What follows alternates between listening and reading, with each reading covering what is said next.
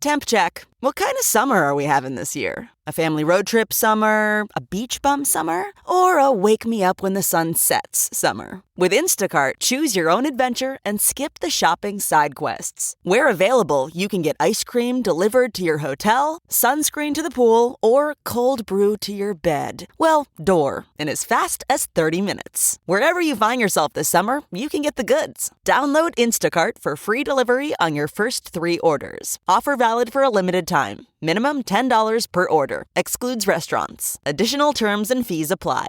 Hello, listeners. Just a heads up. We do talk about the Sacrifice Game, including spoilers in this beginning interview section. So if you haven't seen the Sacrifice Game, please do so or skip ahead. We'll put the time codes in the episode notes. Thank you.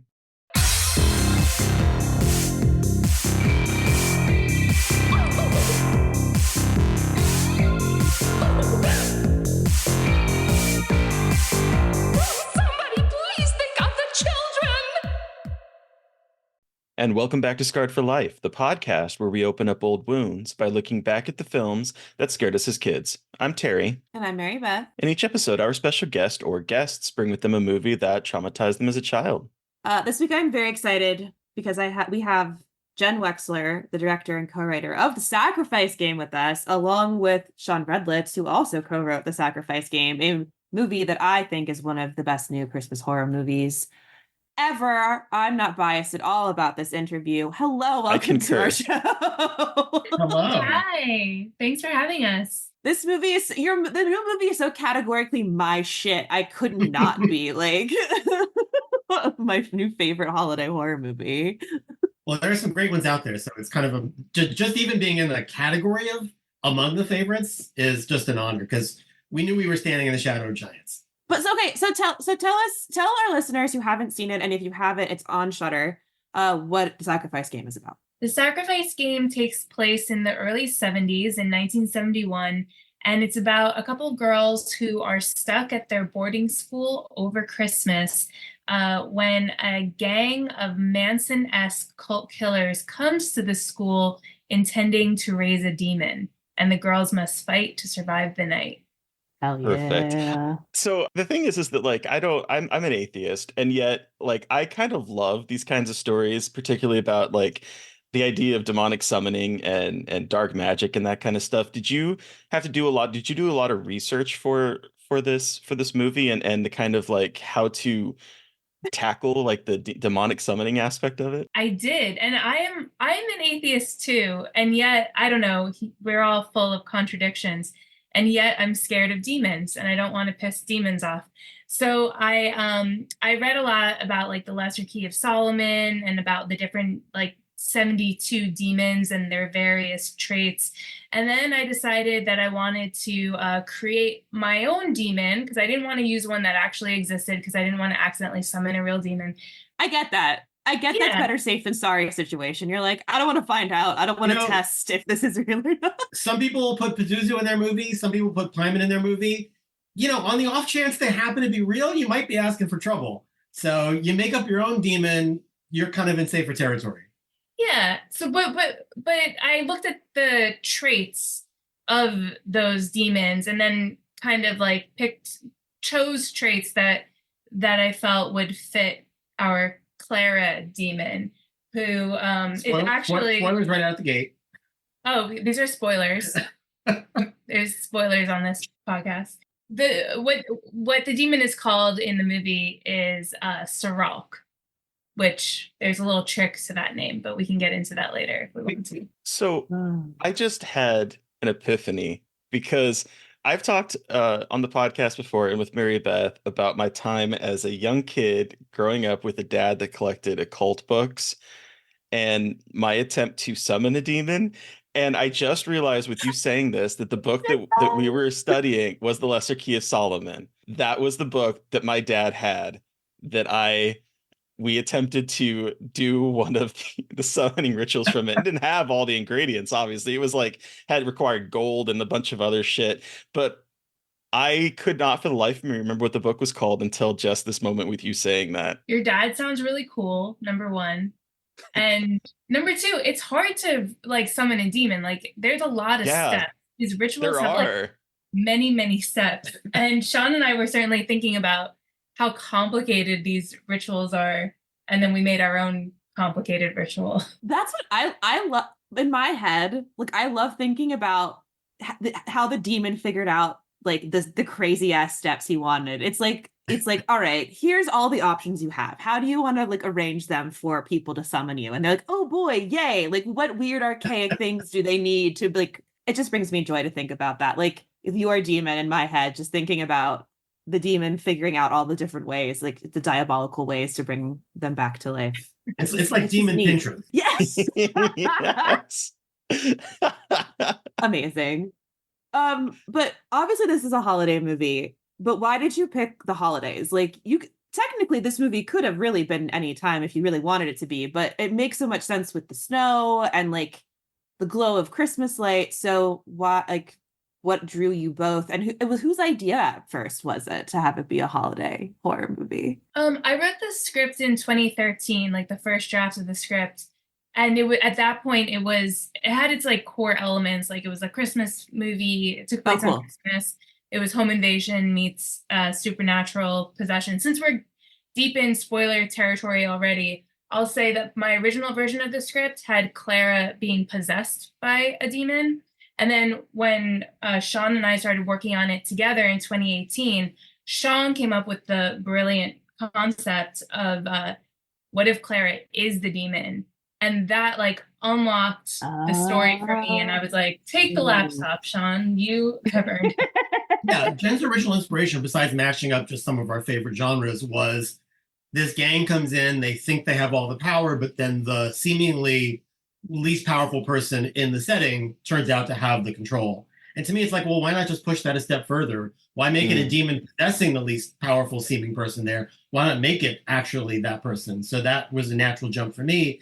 And as you both know, I spent many years at Shudder, so I watch a lot of horror movies. I've seen a lot of different variations, great ones on possession, but this is one we hadn't seen before. I'm sure somebody's listening out there is going to go, oh no, that was done in 1968 in Spain, and here's the, okay, yep. We haven't seen it, and we were excited to try it.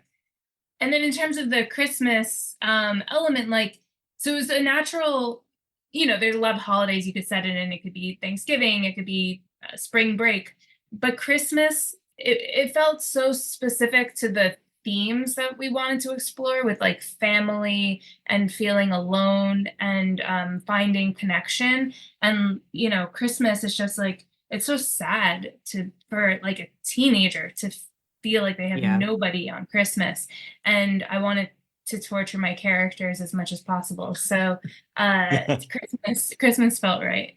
Hell yeah. So speaking of like the sadness surrounding Christmas and the holidays and how lonesome the school feels with just a handful of people left in it, it's funny to me that I just recently watched The Holdovers, and I was like, these two movies would be paired perfectly together. Did you see the Polygon article about that? No, I didn't. Oh, it's so funny. There's a Polygon just wrote an article that was like, The Holdovers and The Sacrifice Game are hand in hand, like the best movies of the holiday season. I was like, best holiday double feature. Yes, that's what it is. I need to see The Holdovers still. This makes me need to see it. It is really good. It was just fun. I'm a big fan of Alexander Payne. Like, Election is one of my favorite movies of all time. So I'm in that movie.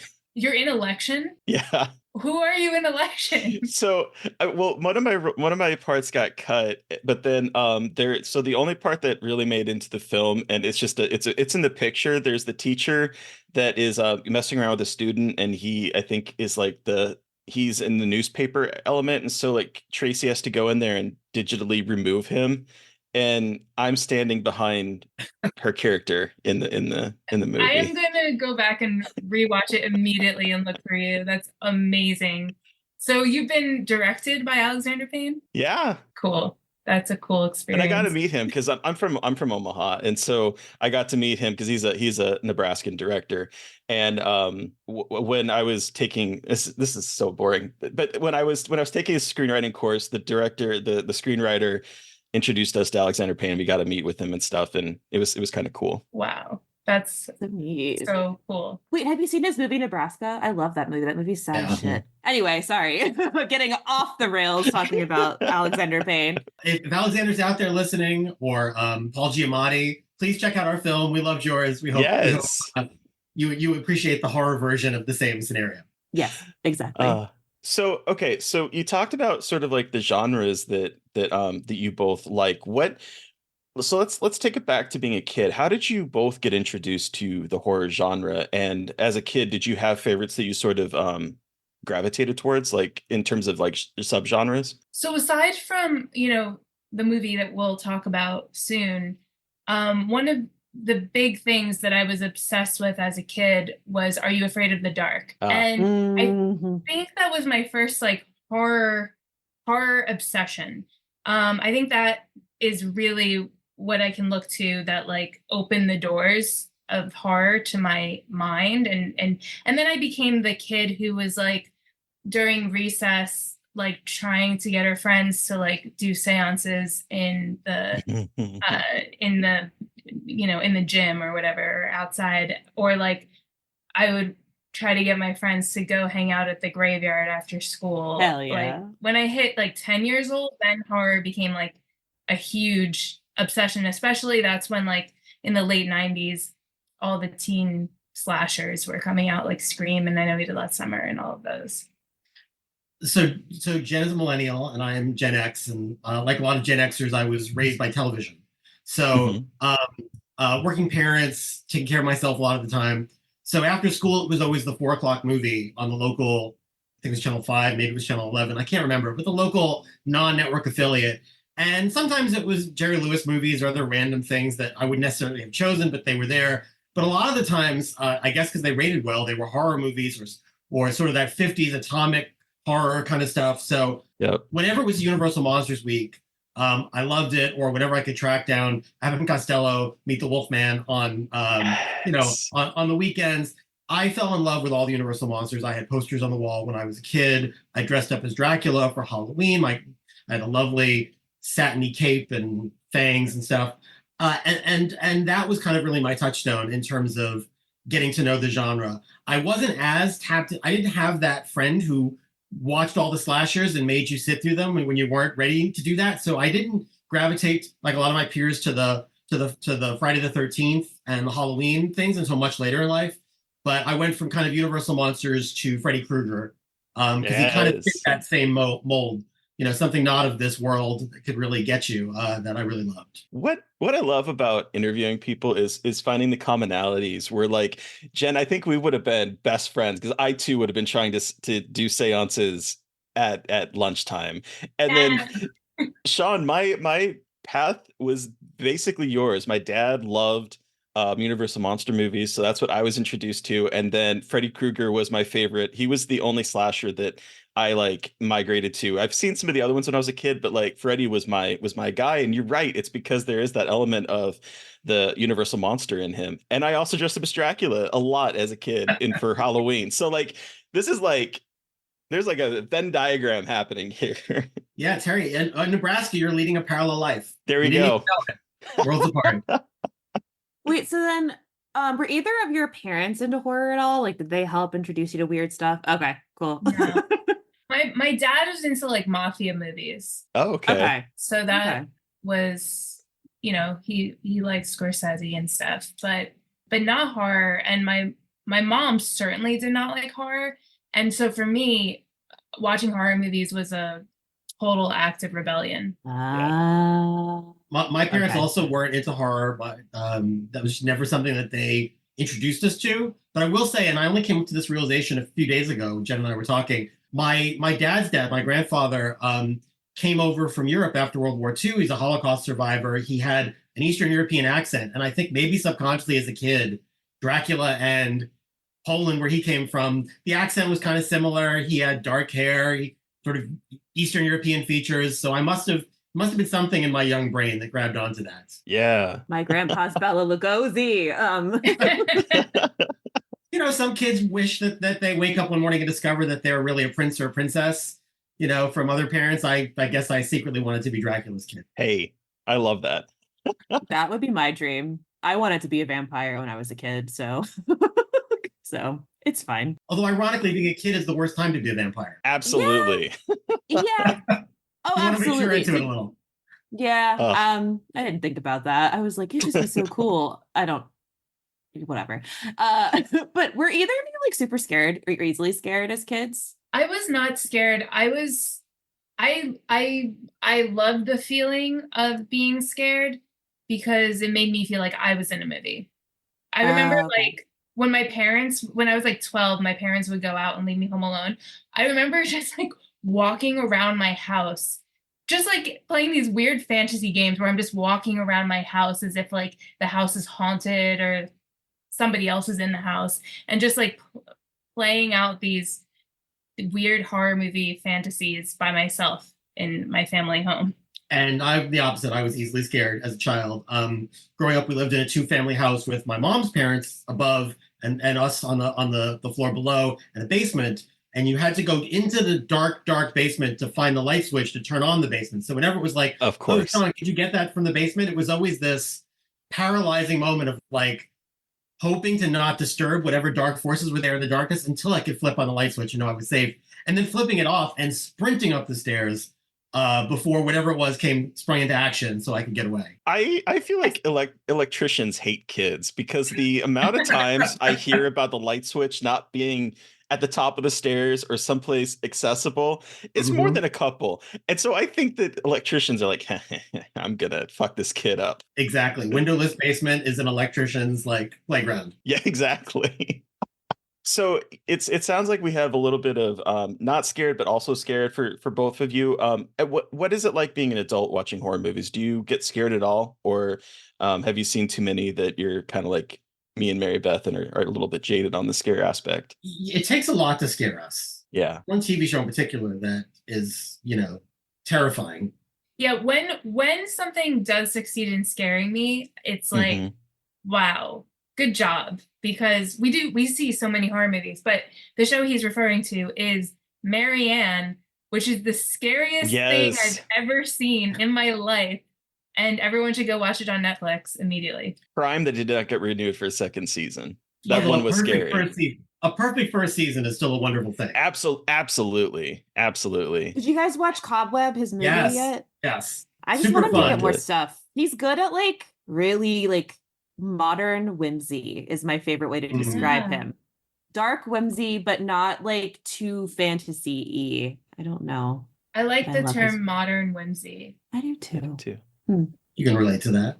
Yeah. Actually, speaking of modern whimsy, honestly, I think that's a good way to transition into your Scarred for Life pick, Jen. What movie did you bring with you today for us to discuss? I brought a movie from 1978 called Jacob Tutu Meets the Hooded Fang. Incredible. Had never heard of it until you brought it up. And in this film, a 6-year-old boy has a dream in which he is in jail. That's the IMDb synopsis, and boy, does that bury the lead on what happens in this movie. So this was definitely, you had mentioned, Jen, in your email about obscure pick, and I had never heard of this movie before. But take us back. How did you see this movie? How old were you? What about it scared you? Give us your horror story. Okay, I think I had to have been around 5 years old or something. And I think, the reason I keep saying I think is because really what this movie was, I saw the movie at some point when I was a kid. I tried to figure out when a couple years later, or really for the next 10, 20 years, like what this movie was. And I thought that I dreamed this movie. I thought that it was just some crazy nightmare I had. And all that I remembered about the movie, there were like pieces, like the way you remember a nightmare or a dream. Like I remembered a kid and he was in prison, and every night he would eat a little piece of a Hershey's chocolate bar before he went to bed. And that there was monsters that were in control of the prison. And I truly felt like I had made it up because I would ask people and everybody was like, I don't know what you're talking about. And back in 2012 or something, I did try to do this Google search and I wasn't coming up with anything. Maybe a year later, Sean did a Google search and he tracked down the name of the movie And it was like, and we're talking like an hours and hours Google search. He finally tracked down that it wasn't just something in my head. And then based on kid, chocolate bar, prison. Like that's all I had to go on. And movie, I guess, to be fair. But like, that was it. And that's why it took us so long to find. But then, okay, so then it's like, okay, great, we know what this movie is, but we couldn't watch it or whatever in 2013. And then when you guys sent me, what the note about what movie scarred me, I did another internet search. So now we're in 2023. The internet has gotten so much better, guys, because this time I was able to track it down way faster and find a link to watch it. But anyway, when I was a kid, I feel like it had to have been a VHS that I had gotten from the video store, because I know I watched it a lot of times. But I'm also like, I don't feel like it was on TV. Like, what channel would this have been on? My guess is that, it was probably in the kids section because ostensibly it's a kids movie. I don't know. We can talk about that. But an innocent parent rents it or maybe buys it for like $1.99 in the bargain bin and says, I'll give this to my kid. I'll sit them in front of it. Everything will be fine. Pays no attention to what's happening on screen. And 5-year-old Jenn is now in communion with this work of mad art, let's just say. Mad art. I like that descriptor. So it sounds like you kind of had little bits and pieces of memory about this. Do you remember why this is your Scarred for Life pick, or what was the thing that like stuck with you for all those years? I think it just had to do with the feeling that I knew this thing was real, but nobody else knew what this was. Like, and that feeling where, you feel like you're almost being like gaslit by the world, or like you're crazy for knowing this entire world. I mean, there's other movies that have left a similar mark, but I know what they are, which is like Return to Oz is. Yeah. But we know what that is. We all share that like nightmare of a movie, but at least we know like we didn't invent that. This, I started to feel like I made this up. And that's why it stuck with me, because it was something I never found closure on until recently. I mean, that's the thing that like I think those that are maybe in like Gen Z and later or earlier, I guess would be the correct term, will not run into, I don't think, is that when we were growing up in like the 80s and like the 90s and internet does not exist and there's no easy way to track down, there's no like easy way to track this stuff down. And so you'll see something as a kid and you'll just have like this little memory of maybe a specific scene or some feeling of watching as a kid, and there's no way for you to know what that is. And so I think that's so fascinating that it was 2012 or 2013 and then 2023 that you're able to like piece together this fever dream of a movie. That's wild to me. And look, if you're 5, it's a pretty scary film. It's fun to go back and look at these things. And I'm sure for an 8 or 9-year-old, this is probably relatively safe gateway horror. It reminded me a little bit of sort of the Sid and Marty Krofft Saturday morning shows with the kind of over the top villains in costumes and funny voices and almost sort of vaudevillian kind of shtick. But if you see it at an age where you can't really tell the difference between serious and camp, it can strike you in the heart and stick there. Well, especially because the whole thing feels like a fever dream too. Like the way it's paced is just like it feels like it's like an Alice in Wonderland-esque kind of situation where you're just falling down a broken escalator, in this case, into a prison for children who are mean to adults. And there's something about kind of low budget, I'm assuming tax shelter Canadian productions from the 70s. Yeah. This specifically being French Canadian production in the 70s, that makes it less safe than, say, a Charlie and the Chocolate, Willy Wonka and the Chocolate Factory, Charlie and the Chocolate Factory kind of movie or Disney, Bed Knobs and Broomsticks. There's definitely things in the same neighborhood. They feel more polished. They feel more, there are adults behind this. It's under control. This movie feels like it could have been made by a child. It's so exactly. Yeah. Yes. This Oh my does feel God. like so this was again the first time that I had seen this movie, first time that I've even heard of this movie. I tweeted out as like, has I'm watching this for podcast prep. Has anyone ever seen this? And I had gotten a couple messages from people from Canada that apparently this is a Canadian classic. And they're like, and people that had not maybe seen this one are familiar with Jacob Tutu, with the books, with the 1999 movie that stars Gary Busey in it, with the cartoon that they did. Like, so there is like a cultural footprint for this movie. And I'm like, so this is, it comes across maybe as maybe this just this Canadian thing that somehow you picked up at some point, Jen. It's just Yeah. it's wild. And interestingly, one of so we rewatched it, and we separately we shot the Sacrifice Game in Montreal, and our producers are from Montreal. So I texted one of the producers being like, have you heard of this movie? And he was like, as you were saying, like, oh yeah, that's a Canadian classic. That was like one of my favorites as a kid. And in looking at the movie now, I'm like, oh, I bet you that was shot in like this park there. Somebody that worked on Sacrifice Game, who's an older gentleman, knew some of the crew that had Oh worked on wow. this. No So way. I did a little bit of like detective research now that I've actually worked in Montreal to kind of get an understanding of like, who do I know who is also knows people who worked on that movie.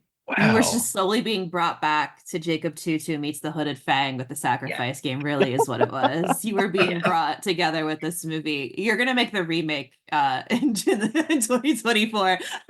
It's like a dream now, honestly. I texted Terry earlier and I watched it and I was like, what? This is for children? And I see why it's for children, but I also feel like the adults in this are so incredibly terrifying, which obviously is the point when you're a child, and adults are probably the most terrifying thing. But like the creepy factor of every single adult character in this, again, Return to Oz vibes, but just something about especially the Hooded Fang and his desire for children to be scared of him and to love him. Just watching it as an adult, I'm like, this is just deeply off-putting in every sense of the word. So, Mary Beth, did you recognize or look up who plays the Hooded Fang? No, I don't think I did actually. The Hooded Fang is a former wrestler and football player turned actor named Alex Karras. Probably best known for being Mongo in Blazing Saddles, who punches a horse in the face. He also was the dad on a TV show called Webster, which is probably best forgotten, but a sitcom where he was the adopted dad of a small black boy. Yep, I remember that. Because that was a thing they did back then Yep. in the 80s on television. But it was kind of fun to sort of see him play this very, very goofy role, but clearly having fun doing it. I mean, obviously he was playing himself basically. And I love that he just has like these little fangs and the most ridiculous outfit the whole time. And I didn't know anything about this movie. So at the beginning, when I think it's his sister watching wrestling and he's like arguing with her about it, and then he comes up and he's the Hooded Fang. And I was like, fair. Okay. I appreciate like really leaning into the camp of wrestling here in creating our main villain. If we want to consider him a villain, he kind of reminds me of the Cowardly Lion a little bit, honestly, from Yeah. Totally. I bet he was channeling a little bit of that Burt Lahr performance in his like, I feel like he was a little bit. I think so too. And the Wizard of Oz element of the fact that there's things that he sees in the store and he sees on television that then inform the dream world he goes into, if in fact it's a dream world. So there's a very Oz-like structure. So I wouldn't be surprised if that was a touchstone for the actor and maybe for the director. I mean, this definitely has that Oz feel, minus a tornado. Everything is very similar up to the very, ending of how everyone gets reunited and everything is okay. But so I think it's fascinating that this is sort of like this Canadian relic that is also indebted to the works of Oz, but also kind of gives me a little bit of gosh, the name just left my head. The Witches, Roald Dahl, like his type of work. Like there's this idea of menacing and kids, because this is a very small kid that is dealing with this. He's 2 + 2 + 2 years old. He sure is. The tutu aspect of this movie is It's something, because I was like, why? I was, for a long time I was struggling, because he's just like, I'm Jacob Tutu, and I'm like, okay, did you just decide that this is how you speak? What is going on here? And it's just that no adults will listen to him the first time he says something, so he gets in the habit of repeating it. It's sad, actually. It's so sad. And actually, this might be another reason why I really identified with this movie when I was a kid, because when I was young, I would say something and then I would whisper it again. I didn't say it out loud the way he says it twice, but I would say a sentence and then I would whisper it to myself to make sure that I said it correctly. Oh. So I'd be like, it's hot out today. You guys who are listening can't hear, but I just whispered to myself, it's hot out today. Anyway, that's a weird thing, right? At some point, my parents pointed it out to me and then I stopped doing it. But I don't know, just a weird thing that I had in common with this character. I mean, kids do weird things with that as well. Like, just I'm trying to think back, because I definitely had some weird tics. I didn't have an invisible friend, but like definitely some aspects where my mom was like, hey, you're doing this, you need to stop. I think it's really easy for kids to pick that up. But I also think this movie taps into how scary it is to be a kid, because Yeah. the camera, you're always with him a lot of the time and you're looking up at how big the adults are, which I love. Like, it really puts you in the kid's shoes, and he's a little kid, and that repetition, like, kids don't get listened to. And obviously in this, they're like, oh, you're mocking me, we're gonna put you in jail, kid, for being rude to adults. And he's like, fuck, I'm just trying, like, to get people to hear me and, like, listen to me. I'm just, like, trying to get what I want, because I think, and I was reading, he's like the youngest of a bunch of siblings too, so he's always saying things twice so he can be heard with his siblings. And he's just like, really, like, it's sad a little bit in my head, and I feel like it does kind of show how hard kids try to get listened to, but adults just kind of mock them and don't always listen to them when they're right. And the speed with which he ran from the cop, you know, he pissed off the shopkeeper, but when the cops started to come after, he was like, nope, I'm out. And Jacob Tutu is no stranger to the police. Yes, Jacob yes. Tutu. So he's acting out in more ways than one. I feel like there's some subtext and some backstory we're not getting about the hard life of Jacob Tutu that's led him down this road. Yes, You know? because I was like reading a little bit about the book that this was based on by a guy named Mordecai Rickler, which is an incredible name. Anyone with the name Mordecai, I find incredible because it's just such a good name. It was a book and he was based on Jacob is inspired, I think, by his youngest kid, and he had 5 kids. And it seems like this is the movie, and then they made another movie in 1999, I think, with Gary Busey playing the Hooded Fang. And then there's a show, I think it's 3 years it ran. I never heard of any of this. Like, I feel like this feels like a big cultural touch. And it's like, this makes me laugh about things like in Canada, which does not feel very far away, but that just like never make its way down here, that are like cultural touch points for the Canadians. Like, I work with a guy from Toronto, Josh Corngut, and I'm like asking it. He's like, did you have this in the America? I'm like, I don't know how we didn't, but we don't. And it's just very interesting about like what makes its way either into the US or into Canada. It's very weird. Very interesting. So, Mary Beth, you had brought up the way that this movie is shot, and that was one thing that like immediately drew me, because I really enjoyed the way that the cinematography would focus from either his perspective or the adults kind of leering down on him. And I discovered that the cinematographer Francois Protat, I'm not sure how to pronounce the last name, was also the cinematographer. He would go on to do Johnny Mnemonic and Weekend at Bernie's. That scans. I feel like that makes sense. Yeah. Johnny Mnemonic and Jacob Tutu meets the Hooded Fang. Well, it's about creating a subjective point of view and bringing you into somebody else's reality. And I think that he's done that. Yeah. That's true. Did you look up the director as well? Ted Flicker? I did not. No. Ted Flicker, apparently, according to the internet at least, I think this is true, co-created the sitcom Barney Miller. I've never seen Barney Miller. It's a cop sitcom from the 70s. Okay. He also apparently got into some trouble with the FBI. There's a documentary about his life. I have not seen it, but sounds like an interesting cat. I can't imagine this is his like pinnacle achievement, as memorable as this film is. Seems like a work for hire kind of job, but yeah. Also an interesting dude who went on to do really wildly unrelated things to this. Yeah, I'm looking through his filmography right now, and it looks like he did a bunch of probably work for hire directing for TV. Like there's a lot of 1 episode, 2 episode, 3 episode type things with The Man from U.N.C.L.E., The Andy Griffith Show, the Dick Van Dyke Show, I Dream of Jeannie. Like these are all like 1 or 2 episode directorial things. Wild. Fascinating. So I'm curious what this movie was. Is this something that you've seen in the intervening years, Jen, or was the revisiting it the Yeah. first time that you had seen it? Yeah, yesterday we rewatched it. It was my first time watching it since I was a young child. And it was crazy because I had very clear memories of what I mentioned before, him having a chocolate bar that he would eat Hmm. every night. But then in watching it, it's like you're having deja vu because I Yeah. was like, Yeah. oh, I've seen this before. I know exactly. Oh, now the kids with the child power T-shirts are gonna run into the courtroom, and now they're gonna give him this Glasses like and the weird. beards.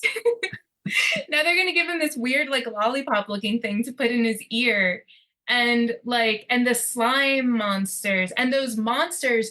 As a child, I didn't put together, and then Sean pointed it out yesterday when we were watching that it's a fish and a bird.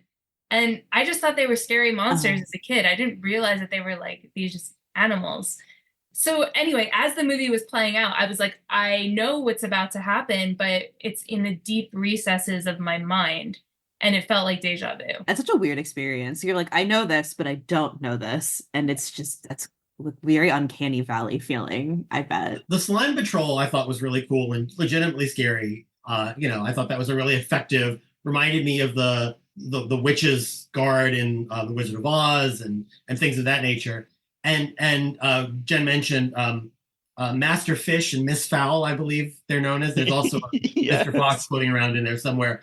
I don't know if you're a Kids in the Hall fan, but I had these flashbacks to the sort of chicken lady from Kids in the Hall and Oh my Miss Fowl. God. And I wonder if that was imprinted in a young Canadian's mind to create that character later on. I was having the exact same thought with Moira Oh. Rose from Schitt's Creek when she goes on to play the mutated crow doctor lady in The Crows Have Eyes, I think is what the movie is called in universe. I don't know if you guys have ever seen Schitt's Creek, but the character that she creates for that was giving me strong Mistress Fowl vibes. So well, they're all probably very aware of this movie. Yeah, I would think so.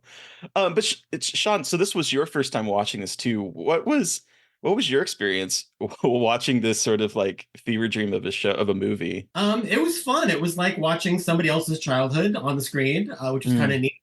And just sort of seeing the scrappy, low budget inventiveness of them trying to make a whole world with some costumes and some props, and let's paint all the kids gray because there's no sun, and make them work in a coal mine for some reason.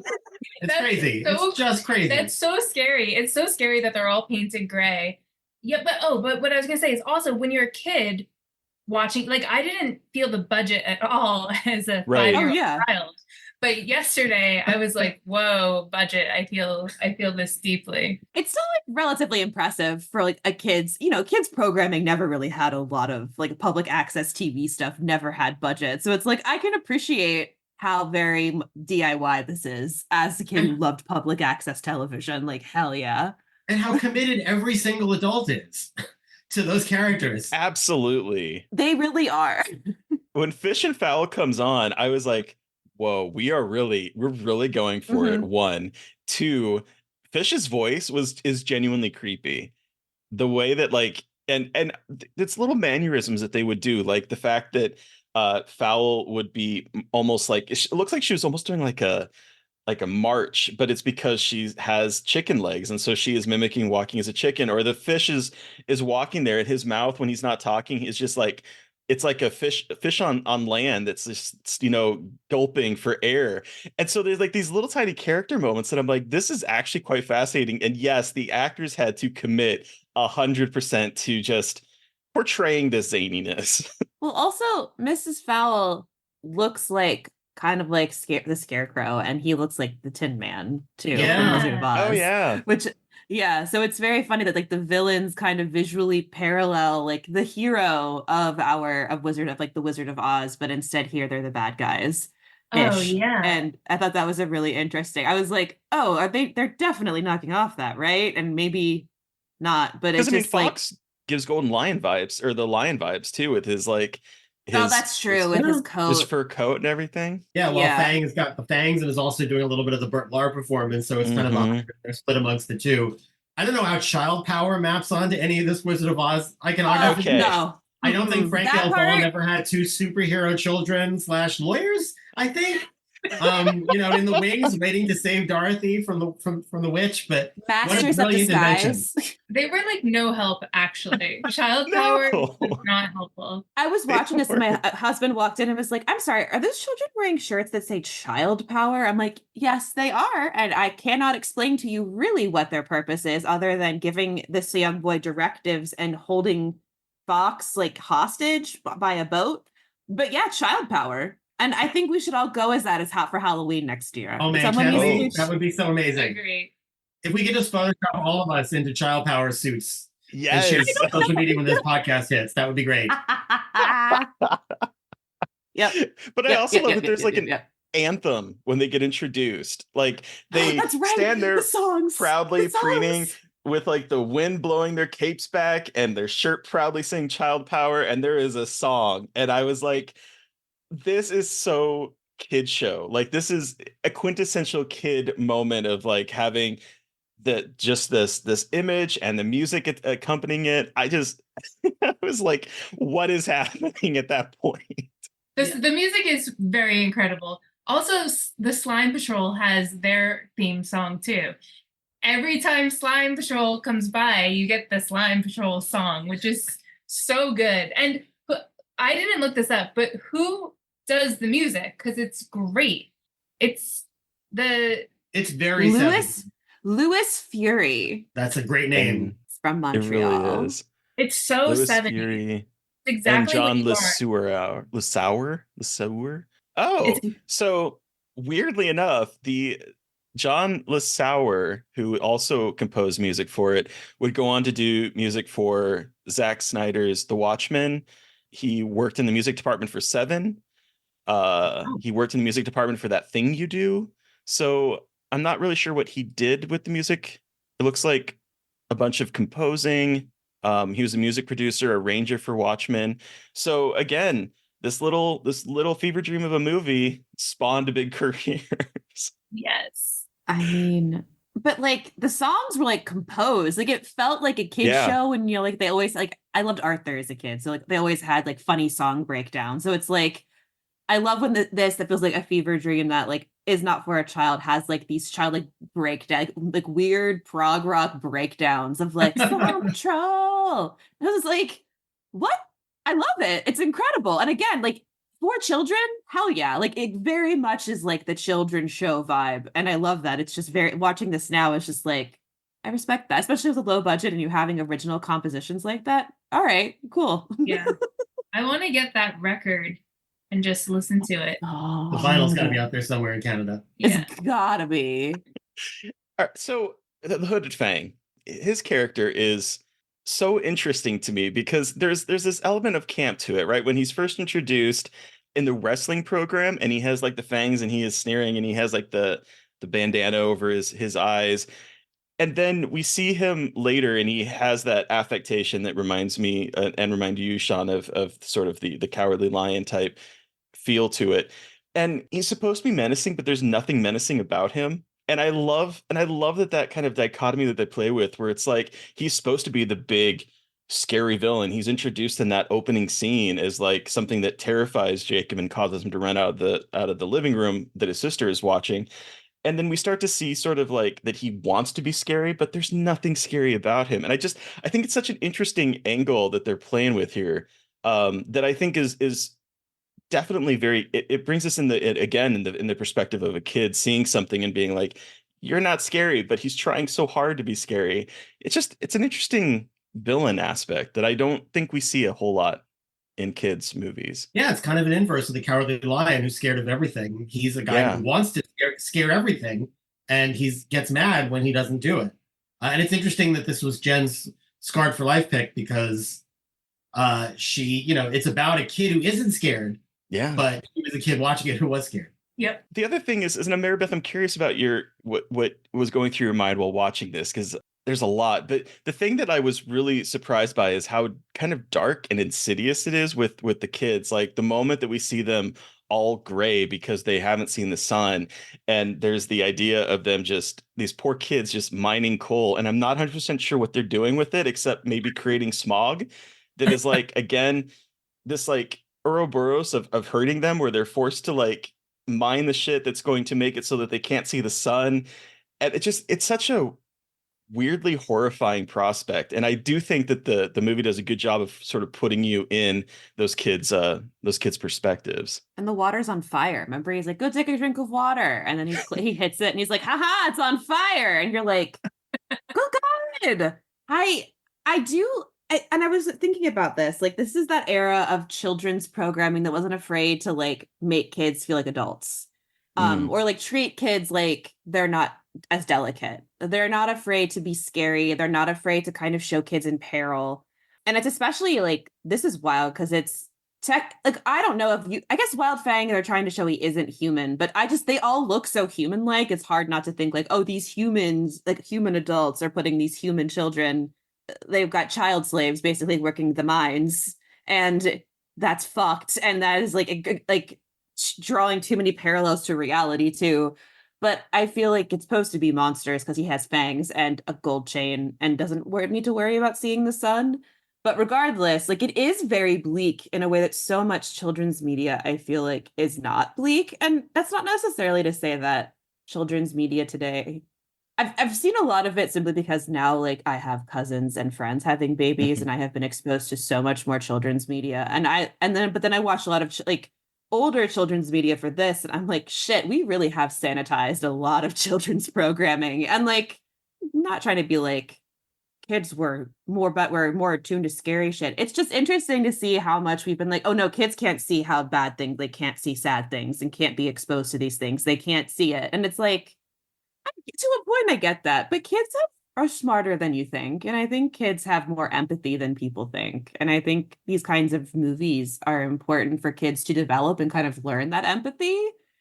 And I don't think we have that as much anymore. And again, I'm not totally sure, but I don't know. It's interesting to see how much that's changed and how movies like this show kids being really strong in these situations. And now I feel like people and creators are maybe too nervous to put kids in peril anymore, if that makes sense. Like in mainstream entertainment, I know there are plenty of movies in our genre that love putting kids in peril, aka The Sacrifice Game, and When Evil Lurks and everything. But like mainstream stuff that's like more popular, I feel like is just very much protecting kids more than I particularly think for is kids. necessary.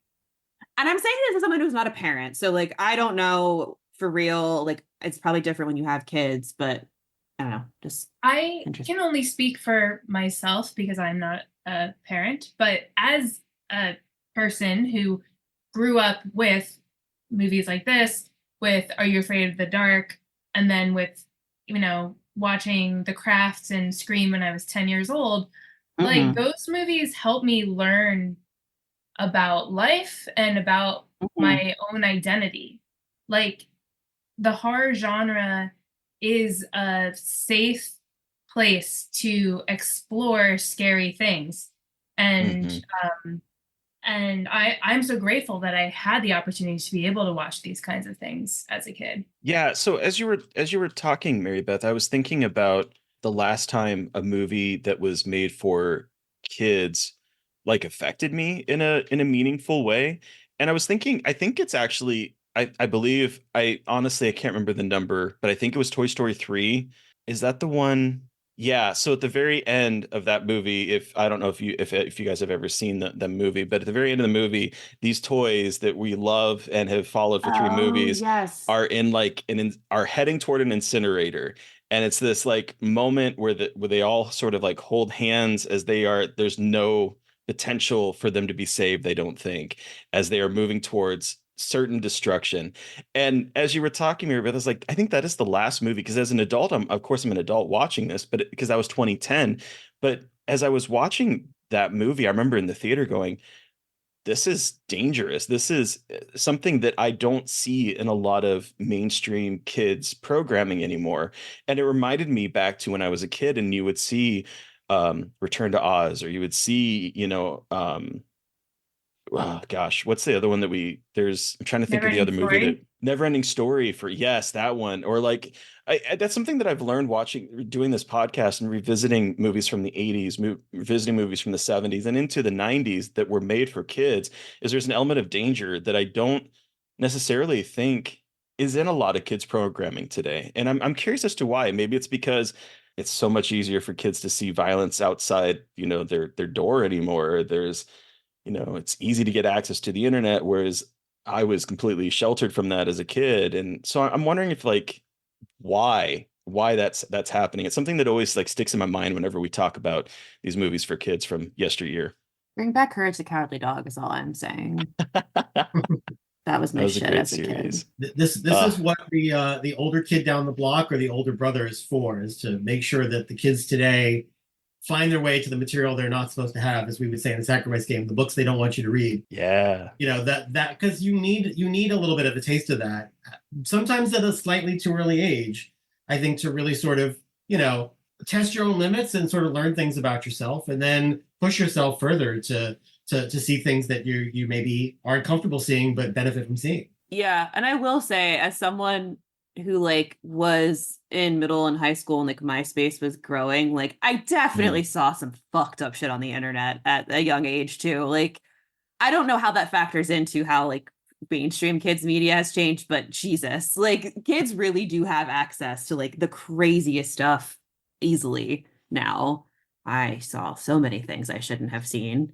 I mean, I was watching horror movies too at a young age, so I didn't think it really mattered. But she turned out great, so it all worked out. Exactly. Yeah, it depends on who you ask. My family's all of that shit made you do this. I'm like, well, I have a job and an apartment and I'm married, so it's all right. I don't have, what more do they want? Yeah, exactly. What more do you want? But yeah, grandkids.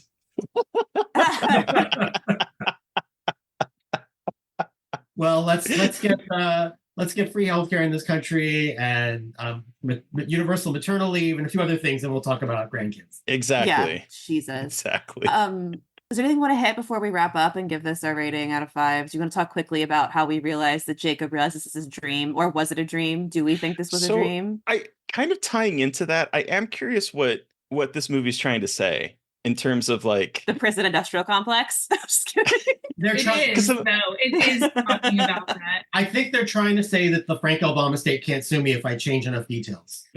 Yeah. I think that's what they're trying to say. Yeah. I think so. I think you're right. Because some of this reminded me, particularly when Fowl and Fish are leading Jacob through this horror show. It's leading through a haunted house, and it reminded me of the kind of hell houses, the Christian morality things, where it's this is what is awaiting for you in hell. That is the feeling I was getting as we're taking a tour of this underworld of horrors. And I'm like, okay, so this is giving me sort of morale, a kid's moral tale, because that's what a lot of kids movies is all about, teaching a moral.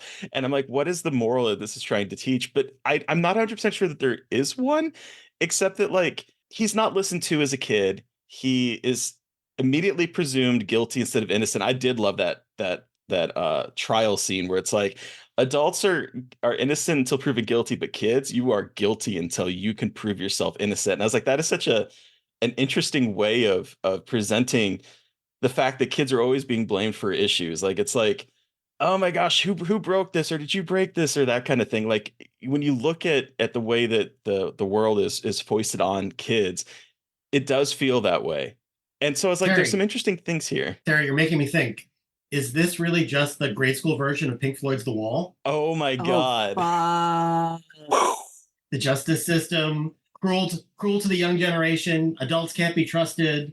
Just another brick in the wall. Yeah. The elementary school version. But honestly, it kind of is. I honestly, you say that, I'm like, wait, it sounds silly, but it might just work, actually. I mean, none of the adults in his dream world are they all hate children. Yeah. Like they don't just like, want to punish the bad children. They hate all children. Mm-hmm. They want to sabotage the puzzles and the model kits. That was so funny, by the way, how their sabotage is like switching puzzle pieces in between games. Yes, and the science lab kit where none of the experiments will None of the work. experiments are going to work. But yeah, that I guess it really feels like it's a kid's world point of view. So maybe it doesn't have an adult moral, but maybe it's just trying to live in the space that kids live in, where they feel like kids are their allies and adults are maybe not their enemies, but definitely not trustworthy. It definitely felt like a fuck them adults kind of movie. Like, I know we talk like fuck them kids, but this one very much feels like, hey kids, like, you're not alone. Like, don't worry, we understand, because we were also kids. Like, sometimes you just want to see a movie where like you see a kid prevail over adults being dickheads, and like that's kind of what it felt like. And I like that though, because I don't think kids get a lot of that. Like, hey, sometimes adults just suck, and like you're not alone in thinking that adults just suck. And it felt like that kind of movie. Like, the moral of the story is, hey kid, sometimes adults just don't listen to kids, and you're not wrong for thinking that's rude, but it happens. That's like kind of what it felt like a little bit. Yeah, and the one redeemed villain is redeemed because he's really a big kid at heart. Big kid at heart. And I also think that part of it is also like saying, hey, like sometimes adults have to act a certain way, but a lot of the time they're just trying to figure it out. So like maybe that a little bit too. Like sometimes adults aren't as scary as you think they are. But it definitely felt like a kid's point of view, like, hey, sometimes you have to fight the fucking system, which honestly, this movie feels like a fight the system movie in and of itself. Like, sometimes you just got to fight it from within and fight and create prison reform for the coal mining children of this smog town, and fight the weird adults and the slime squad that rule over you with an iron fist. Yeah. Put that on a t-shirt.